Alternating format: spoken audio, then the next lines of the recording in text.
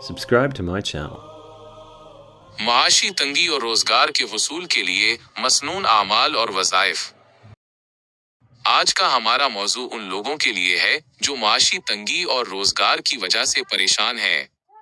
ایک سائل کا سوال ہے، میں کافی عرصے سے روزگار کے مسائل کا شکار ہوں۔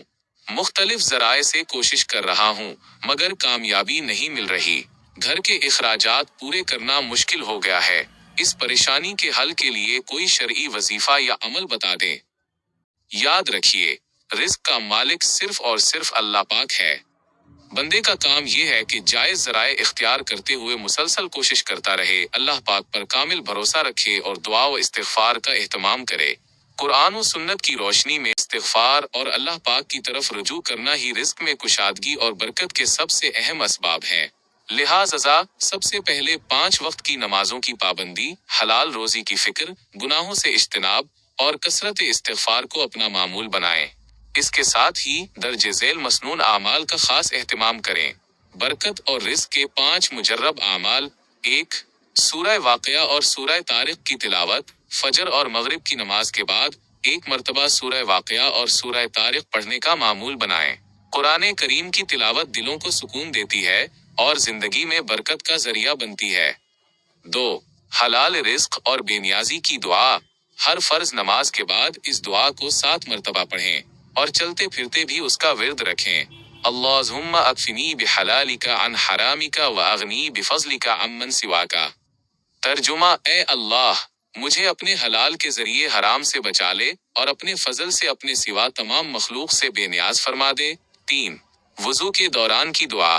جب بھی وضو کریں تو دورانی وضو یہ مبارک دعا پڑھیں: اللہم اغفر لی ذنبی ووسع لی فی داری وبارک لی فی رزقی۔ ترجمہ: اے اللہ، میرے گناہوں کو معاف فرما، میرے گھر میں کشادگی عطا فرما اور میرے رزق میں برکت نصیب فرما۔ 4. فجر کے بعد سورہ شوریز کی آیت کا ورد۔ فجر کی نماز کے بعد طلوع آفتاب تک اپنی جگہ بیٹھے رہیں اور 70 مرتبہ اس آیت مبارکہ کو پڑھیں: اللہ لطیف بعباده یرزق من یشاء وهو القوی العزیز۔ اللہ اپنے بندوں پر بڑا مہربان ہے، جسے چاہتا ہے رزق عطا فرماتا ہے اور وہی قوت والا زبردست ہے۔ اس کے بعد نماز اشراق ادا کریں اور اللہ پاک کے حضور معاشی کشادگی کے لیے گڑ گڑا کر دعا کریں۔ 5. توکل اور حمد کی مبارک دعا۔ بیماری اور تنگ دستی سے نجات کے لیے اس دعا کو کثرت سے پڑھیں: توکلت علی الحی الذی لا یموت، الحمد للہ الذی لم یتخذ ولدا ولم یکن لہ شریک فی الملک ولم یکن لہ ولی من الذل وکبرہ تکبیرا۔ حدیث کا مفہوم: حضرت ابو ہریرہ رضی اللہ عنہ سے روایت ہے کہ رسول اللہ صلی اللہ علیہ وسلم نے ایک ایسے شخص کو یہ کلمات پڑھنے کی تلقین فرمائی جو بیماری اور تنگ دستی میں مبتلا تھا۔ جب اس نے ان کلمات کا اہتمام کیا تو اللہ پاک نے اس کی حالت بدل دی اور اسے کشادگی عطا فرمائی۔ چند اہم اور قیمتی نصیحتیں۔ ان وظائف کے ساتھ ساتھ ان باتوں کا خیال رکھنا بھی بے حد ضروری ہے۔ پہلی بات، رزق کے حصول کے لیے عملی طور پر جائز اسباب اور محنت اختیار کرنا لازمی ہے۔